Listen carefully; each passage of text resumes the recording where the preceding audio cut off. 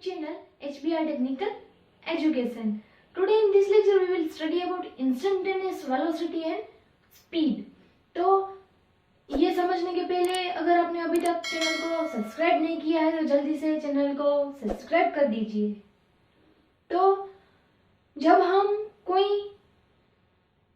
Average velocity में हमें क्या बता सकता है कि कोई भी ऑब्जेक्ट किस टाइम पर किस गति से वो चल रही है, एवरेज वेलोसिटी हमें ये बता सकता है। लेकिन एवरेज वेलोसिटी से हमें ये नहीं पता चल सकता है कि कौन से टाइम पे एट अ टाइम उसकी वेलोसिटी वहां पे कितनी होगी, वो कितनी तेजी से आगे बढ़ रही है, ये हमें बता नहीं सकता है। तो ये हमें डिफाइन करने के लिए हमें यहाँ पे इंस्टेंटेनियस वेलोसिटी की जरूरत पड़ती है। तो आइए पहले देखते हैं हम डेफिनेशन ऑफ इंस्टेंटेनियस वेलोसिटी।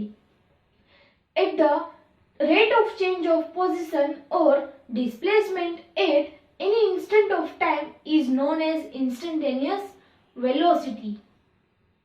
तो इसको हम एग्जांपल की हेल्प से अच्छी तरह से समझेंगे। फॉर एग्जांपल मैं रूम में यही पॉइंट पर खड़ी हूँ, तो मैं यहाँ से अहमदाबाद तक ट्रैवल करके वापस आकर यही पॉइंट पर खड़ी रह जाती हूँ। तो क्या यहाँ पे आप बोल सकते हैं कि मेरा डिस्प्लेसमेंट जो है वो 0 है? तो हमें यही तो पता है कि अगर कोई भी मोशन में अगर डिस्प्लेसमेंट 0 है तो वहां का एवरेज वेलोसिटी भी 0 आएगा। बट क्या यहाँ पे आप बोल सकते हैं कि मेरा एवरेज वेलोसिटी वो 0 है? नहीं, मैं तो बहुत सारा ट्रैवल करके यहाँ पर आई हूँ, तो कैसे मेरा वेलोसिटी वो 0 हो सकता है? तो यही हमें कंफ्यूजन होता है इन एवरेज वेलोसिटी। तो यहाँ पे हमें एवरेज वेलोसिटी है वो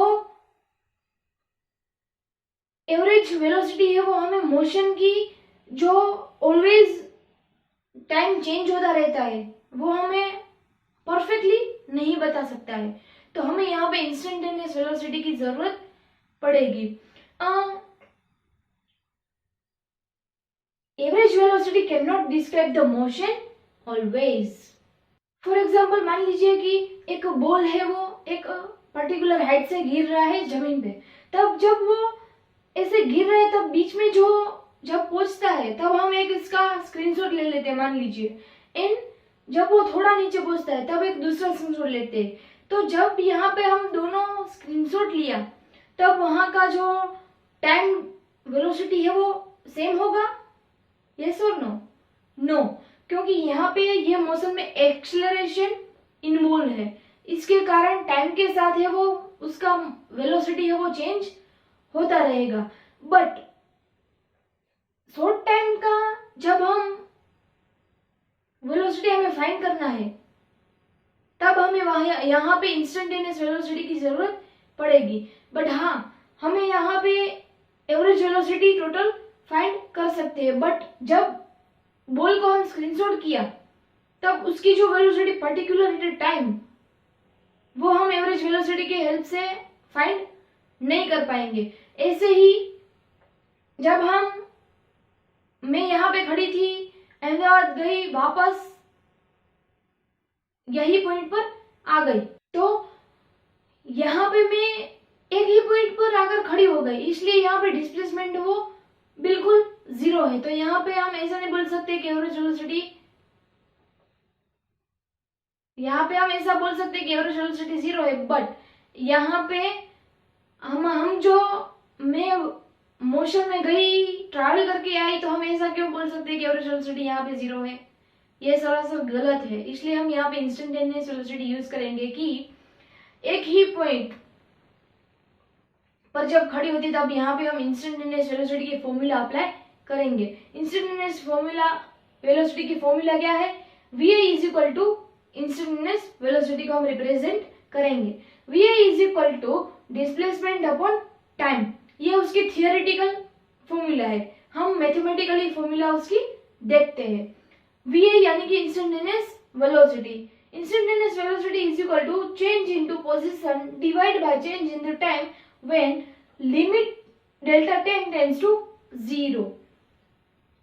तो ये इसकी फॉर्मूला है इन डेल्टा टी यानी क्या, डेल्टा टी यानी कि T2 माइनस T1, यानी कि यहाँ पे T2 माइनस T1 है वो हम क्या करते हैं डेल्टा टी है यानी कि T2 माइनस T2 को हम एक ही पोजीशन पर खड़ा करते हैं, T2 is equal to T1 ही हम मान लेते हैं, यानी कि T1 इज इक्वल टू 0, एक ही पॉइंट पर हम उसको खड़ा कर देते हैं।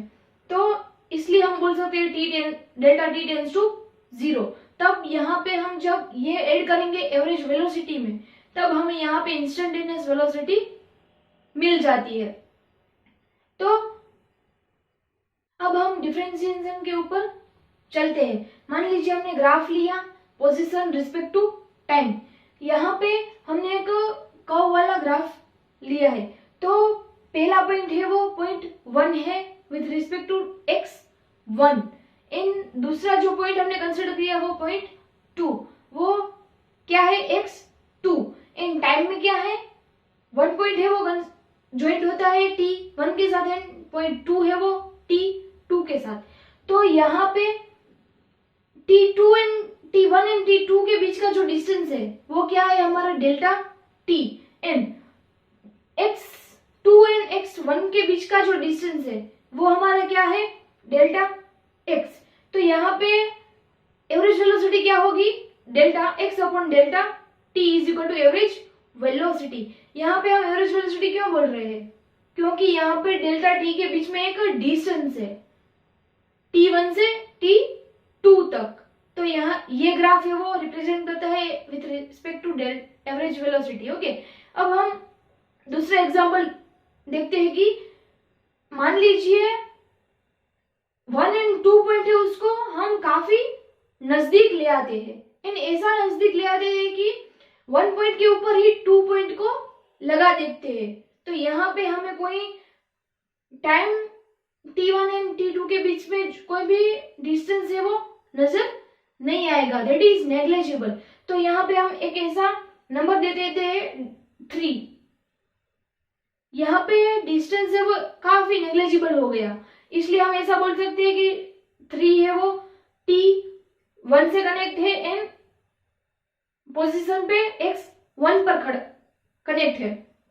तो यहाँ पे क्या होगा डिस्टेंस है वो नेग्लिजिबल है। तो यहाँ पे हम ऐसा बोल सकते हैं कि ये इंस्टेंटेनियस वेलोसिटी है, यानी कि उसका फॉर्मूला क्या है v is equal to change in the position divide by change in the time when limit delta t tends to 0।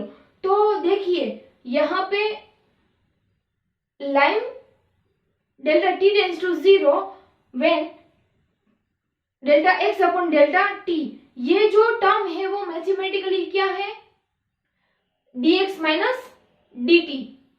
तो यहाँ पे हम ऐसा लग सकते हैं इंस्टेंटेनियस वेलोसिटी यानी कि v is equal to dt upon dx upon dt। तो ये फॉर्मूला हमारा हो गया इंस्टेंटेनियस वेलोसिटी, एंड हमें पता है कि एवरेज वेलोसिटी का फॉर्मूला क्या है v is equal to delta x upon delta t। तो ये हमारा डिफरेंस हो गया इंस्टेंटेनियस वेलोसिटी के बीच में एंड एवरेज वेलोसिटी के बीच में।